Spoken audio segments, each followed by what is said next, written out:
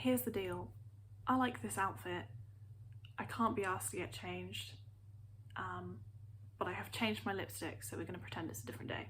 Hello, I'm Miranda, and today I am interrupting our regularly scheduled booktube content to bring you some ranting about musicals, which I doubt anyone will care about because no one cared about my video that I did on plays, but I'm doing it anyway. I don't care. Actually, you know what? If you're not here for the theatre content, unsubscribe. I don't care. We're signing up for both here. Pages and stages. That's what's happening. So today I want to talk about my favourite musicals that I have never seen. So I like musicals. Confession. I am one of them. And I feel like a good place to start with talking about them on my channel is with talking about my favourite musicals. However, there are too many, and as you may know by now, if you've been paying attention, there'll be a quiz. Don't worry about it.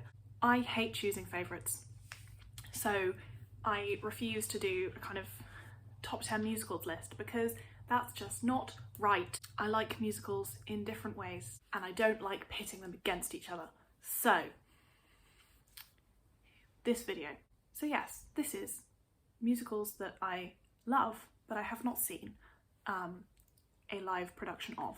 Strap in, because this is going to be the nerd ride of your life, and I'm sorry. So first is Bonnie and Clyde. This show I discovered because I found a clip of Laura Osnes singing How About a Dance, and I got fully obsessed with it, and then I watched the bootleg. I'm going to say this for every single one of these, obviously, because I haven't actually seen them, so I don't have much else to comment on, but I love the soundtrack of the show.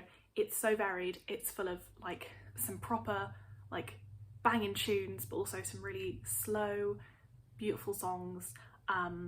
Also, I love shows that have where the music is like tailored to the specific time and place that the show is set, and Bonnie and Clyde is obviously the story of Bonnie and Clyde, who lived in the 30s in the US. So it's a very kind of like jazz swing type style, which is music that I love anyway, especially in musical theatre. One thing I think this show does really well is it acknowledges at the beginning and throughout that we all know how it's going to end, because, you know, the story of Bonnie and Clyde is a true story, and they were real people. Everyone knows that, spoilers, they're gonna die at the end, and that is referred to and kind of thematized throughout the show. So you get to see the ending at the very beginning of the show. That's how it opens. There are also lots of nods kind of throughout the lyrics and the dialogue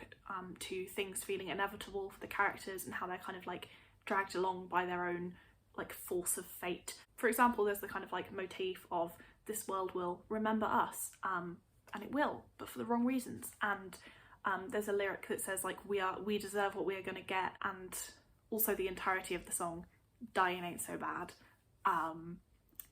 Basically it's like foreshadowing central.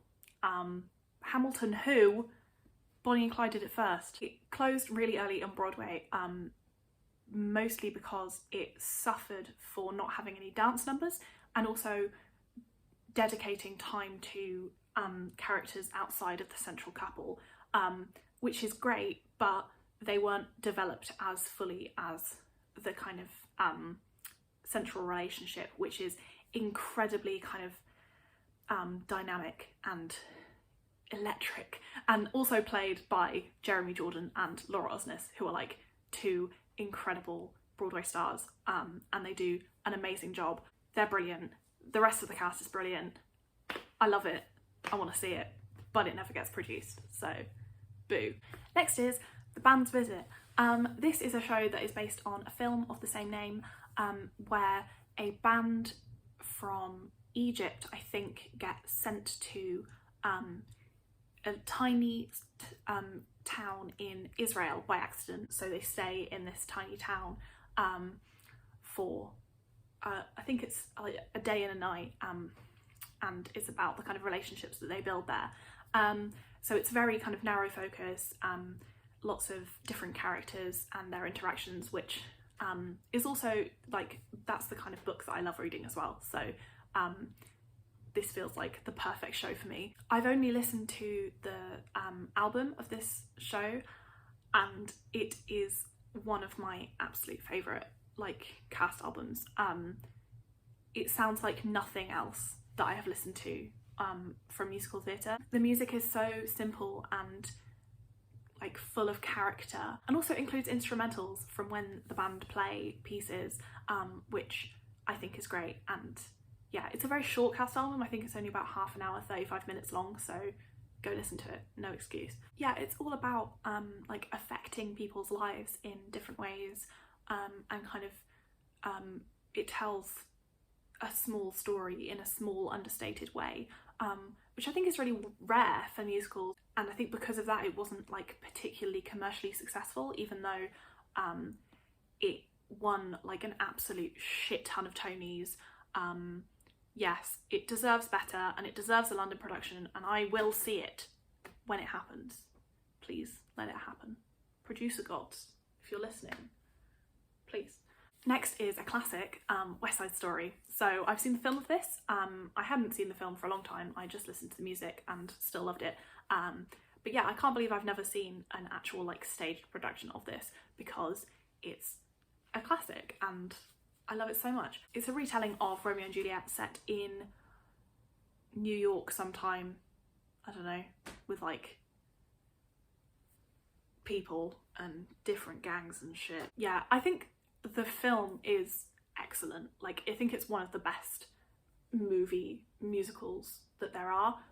Like the way that the choreography is done, the way that it's kind of, it translates onto screen is brilliant. Also, they changed quite a lot of the lyrics, which I think actually makes it better.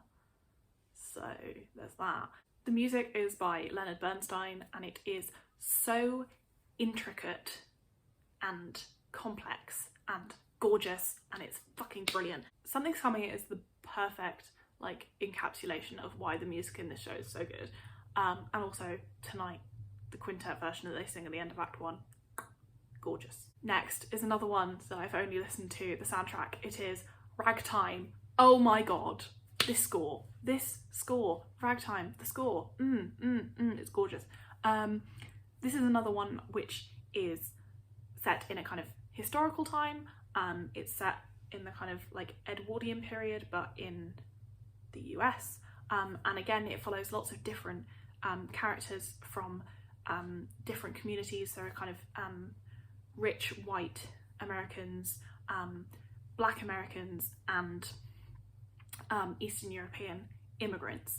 So, and it follows these characters from these different groups and how they kind of intermingle, without much overarching plot, which again is a thing I like in books and in musicals. There's such a massive range of characters in this show, and it tells a huge range of stories, but very briefly. So you meet lots of characters in kind of and get to know them very well in a short space of time. And because of this historical setting, again, it has a very distinct musical style, which is obviously ragtime.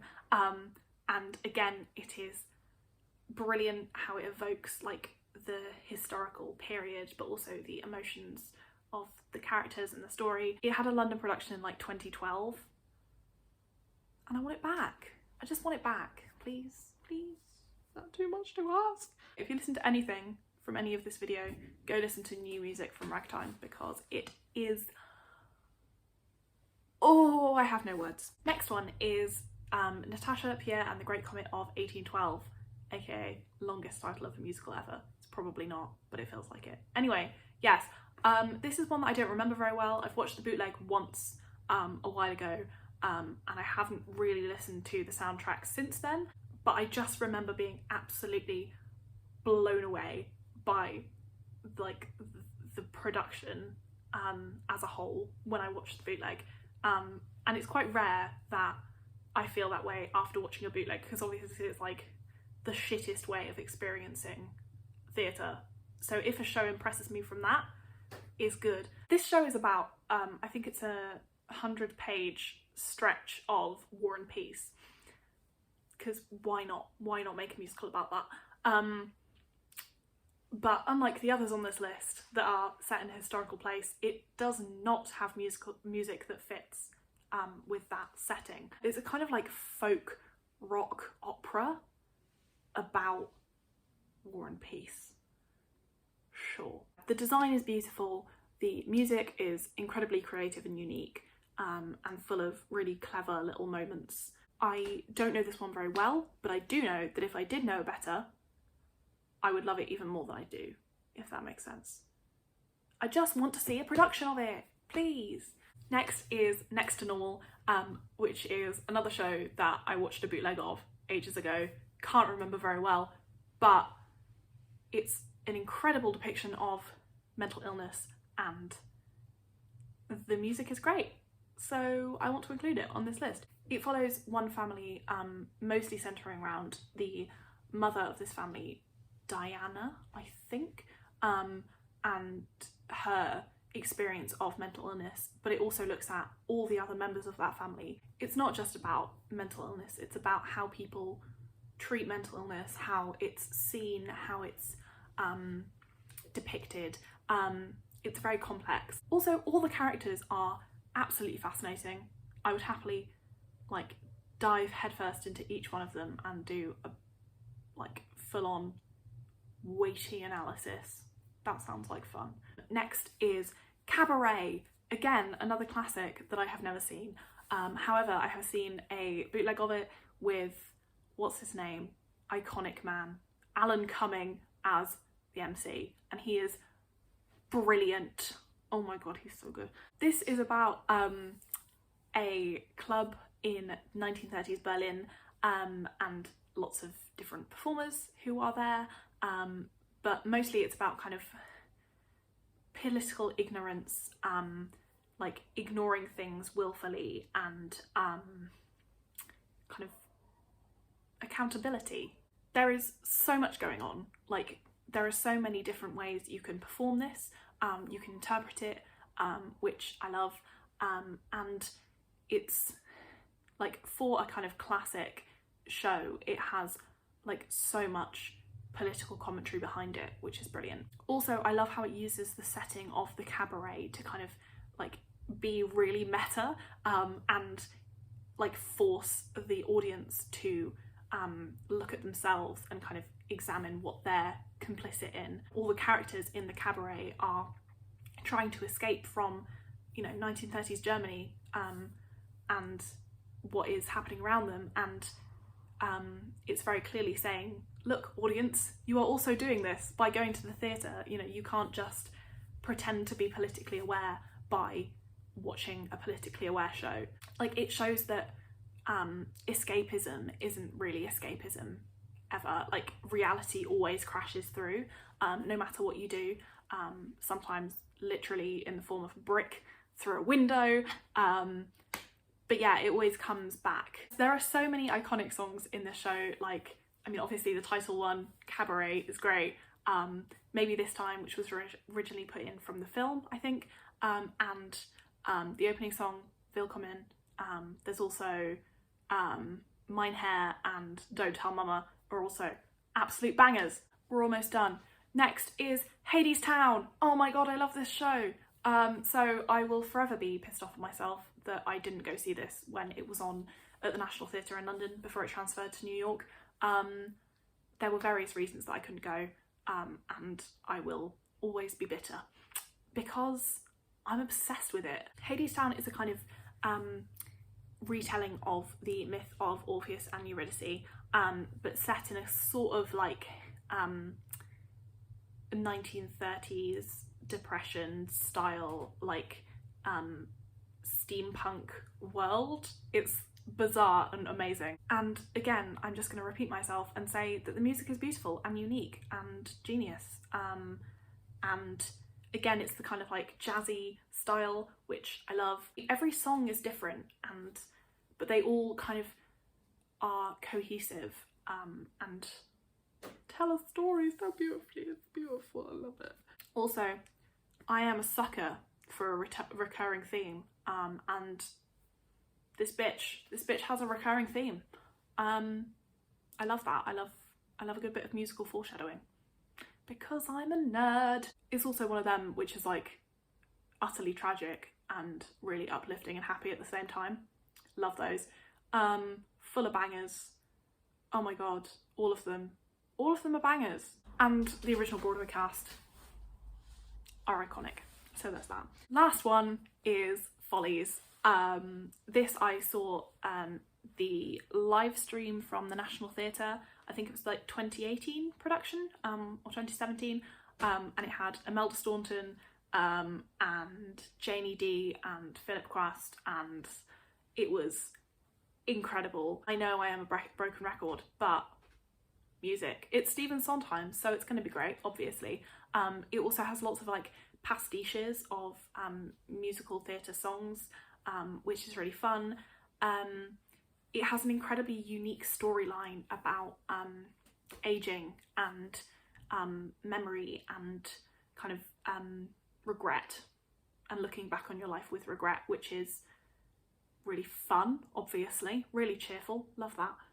Again, there are lots of different characters that come into it who have like, you know, their one moment in the spotlight and then they go again, and you know, you learn about them and then they are taken away off into the wind, goodbye. The live stream that I saw was insane. Like the production is huge, like you need an enormous cast, massive set pieces and costumes, and there are some amazing songs, specifically Losing My Mind, but Imelda Staunton performing it. If you can find that video of her performing Losing My Mind, watch it, please, because it is everything.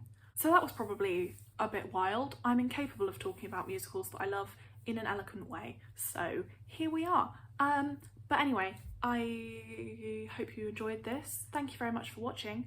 And yeah, I'm assuming that if you've got to this point, you care about as much about musicals as I do, so hit me up in the comments, and we can be nerds together. Alright, thank you for watching. This is about something. It is, thank you. You're rustling in my video. Sorry. It's fine. You can have a mini egg. Yeah.